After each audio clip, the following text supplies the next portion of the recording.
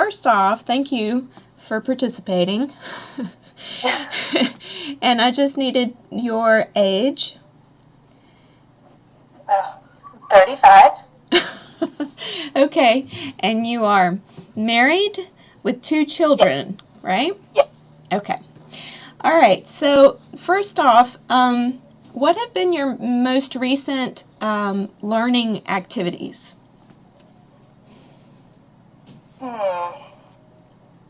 My most recent learning activities. And this does not have to encompass, it doesn't have to be classroom, it could be self-directed, it could be learning a skill, anything that involved you pursuing a learning objective. What about a cookie decorating class? Yes. Count? Yes, definitely. I did that in August. Okay.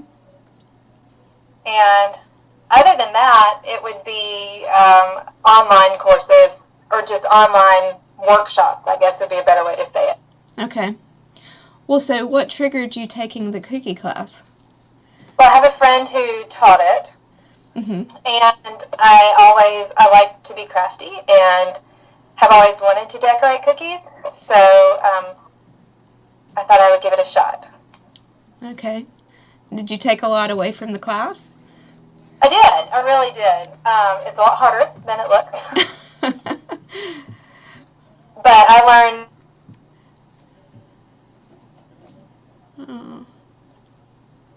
Oh no.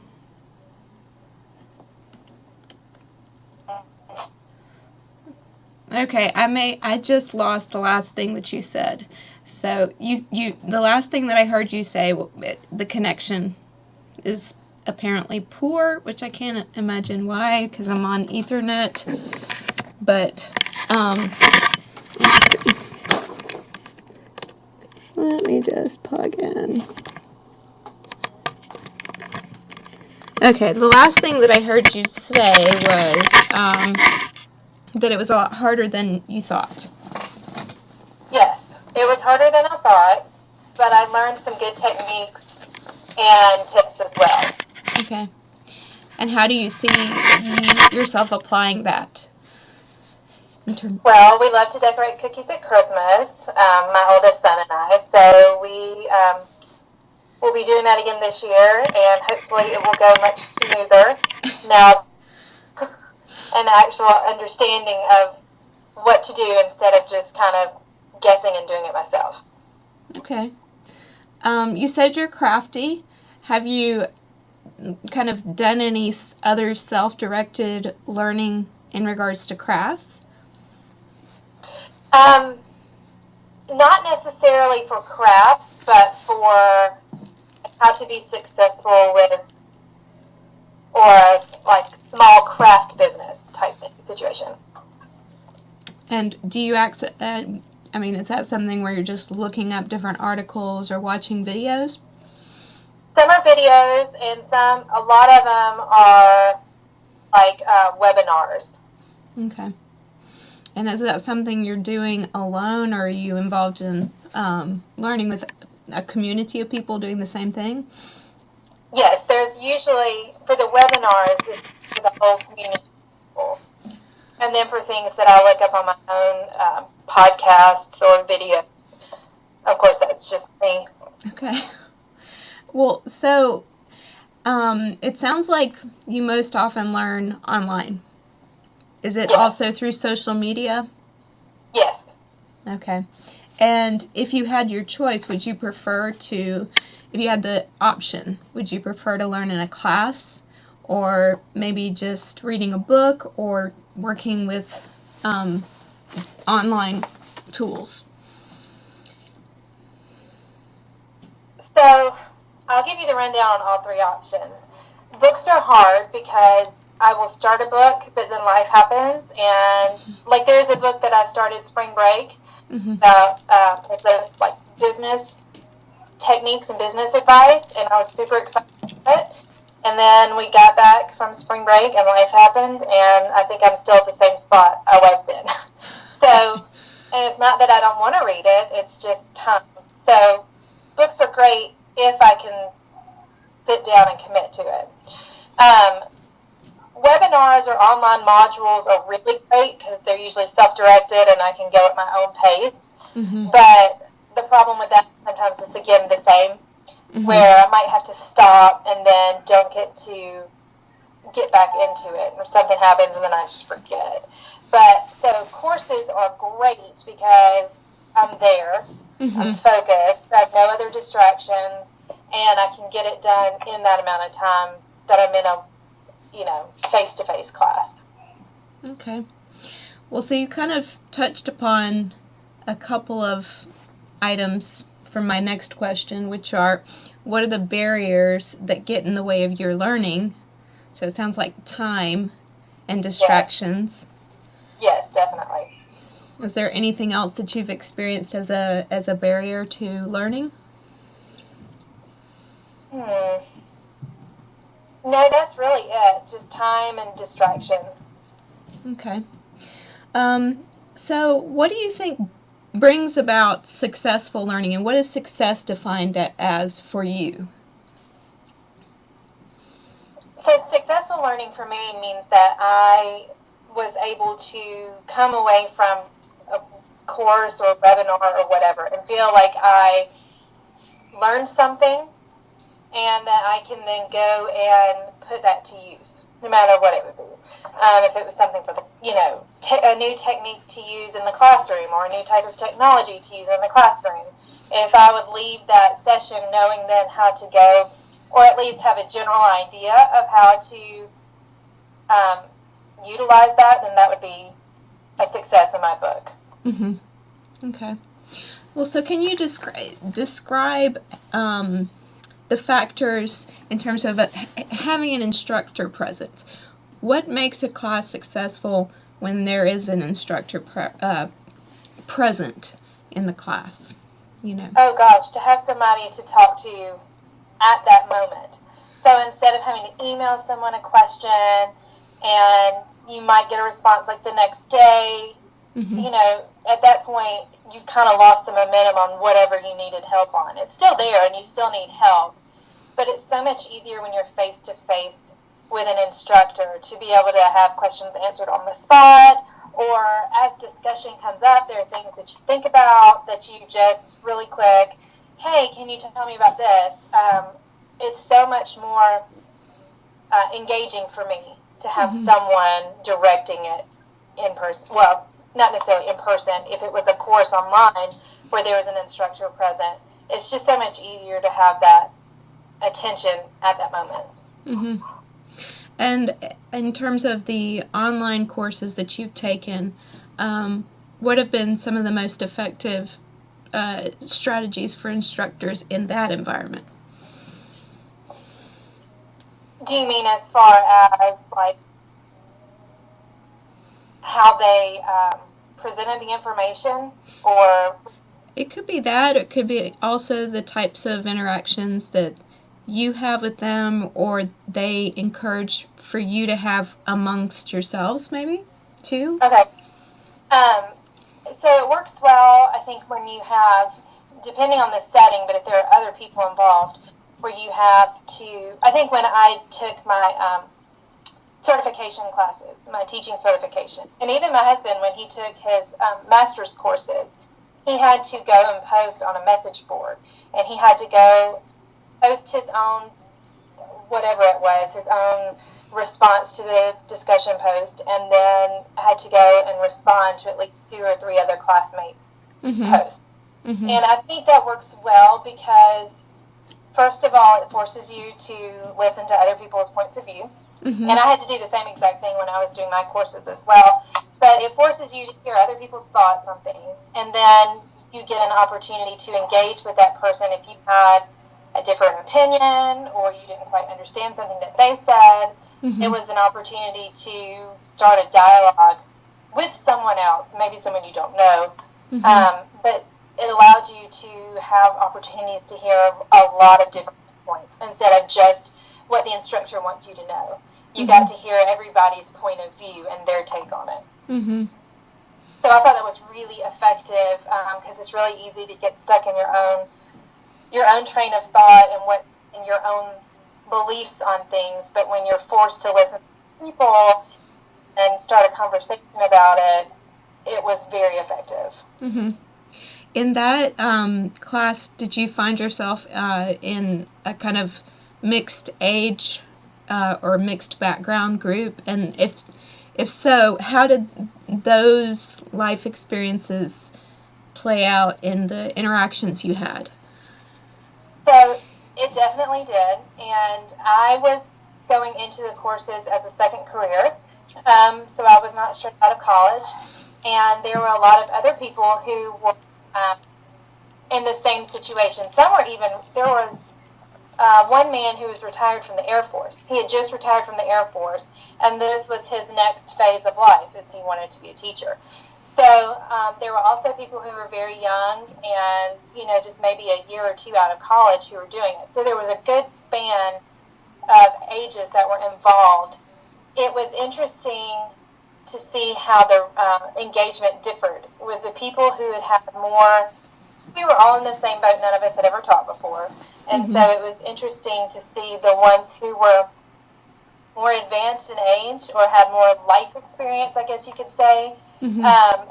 They used a lot of that experience in their responses and in their discussions. You could tell how much it formed their thoughts and beliefs. Mm-hmm. Mm-hmm. Much more so than the people who were younger who had not had so much life experience. Right. Right. Um, so, what what do you think in terms of just kind of trying to define self-concept and how learning experiences shape your self-concept? Can you think about learning experiences that have kind of changed your view of yourself and the way that you would describe yourself in terms of your role, your characteristics, your abilities? Like kind of your before and after snapshot? Um, so before I started my teaching certification program, it was a career change, and I had always fought teaching because I just didn't think that that was what I was supposed to do. And I think deep down I knew it. I just pushed it far, far down. Like, no, that can't be it. And so once I started taking classes, I realized how passionate I got about it and how excited I would get about it. And just kind of the visions of what could be.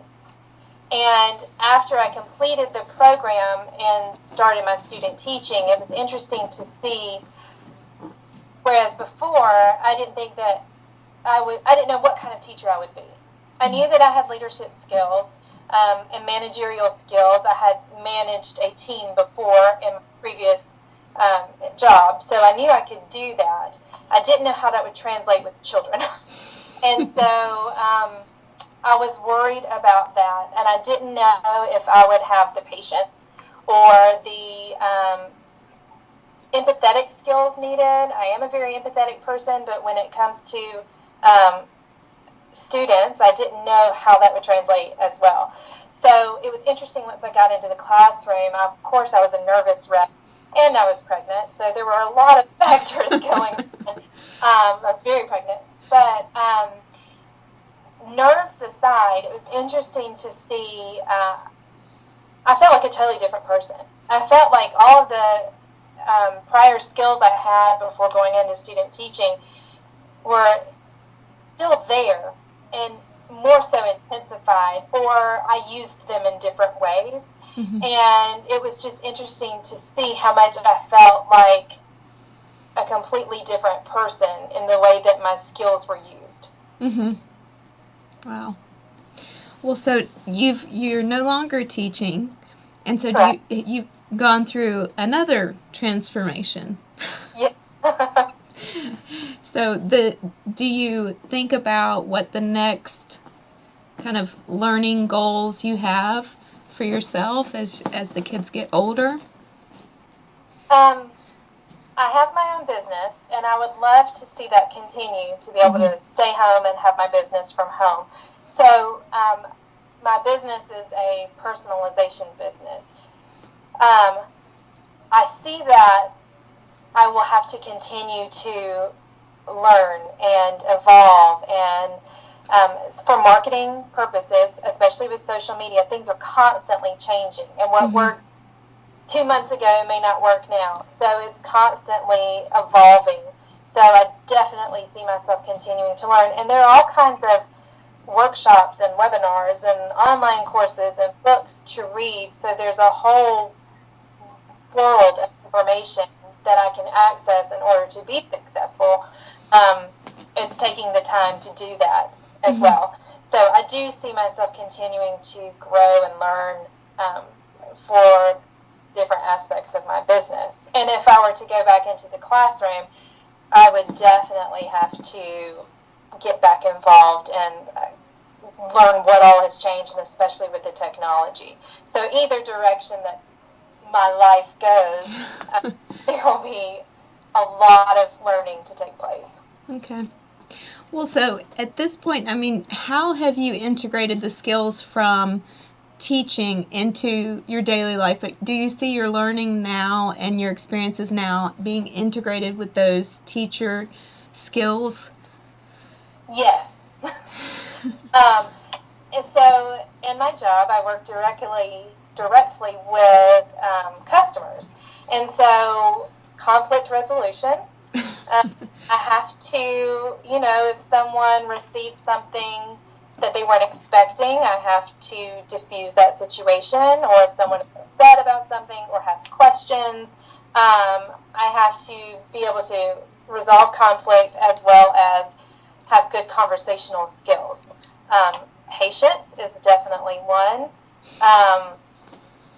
There are a lot of things that it's interesting that you say that, because I've never thought about that until now, how the teacher skills have transferred over, but it's definitely true. And time management is a huge one as well. Oh, yeah, definitely. Always. All right. Well, is there anything that you'd like to add about your ideas of learning as an adult? I think it's interesting because, of course, with more life experience, you just know more and your views on things change. But when I was in college, I did take a distance learning class or two. But it's just interesting to see how thoughts on learning have changed since then. How it used to be so rigid, and it was in a classroom and with a teacher one-on-one or an instructor of some sort one-on-one. That was how you learned, was one-on-one and in a specific environment. Well, times have changed a lot since then also, so there's a lot of opportunities available that break that norm. But it's just interesting to me to see how much things have changed in terms of learning and how available learning opportunities are depending on what you want to learn. It just seems like more and more with, gosh, I sound like an old person, with the internet and social media, there are just so many opportunities to be able to learn pretty much whatever you learn. There's a whole website now that is devoted to courses for just different crafts that you want to learn. Like, how to crochet, how to knit, how to decorate cakes. All of that kind, and then even more specific, drill down from those kind of categories. Anything you want to learn now is available. You just have to want to do. How passionate are you about it? I think that's a great question for us all to ask ourselves, in terms of our interests. Okay, well, thank you very much for taking the time to answer my questions. You're welcome. Okay, well, have a good rest of the day. Thank you, you too. Okay, bye-bye.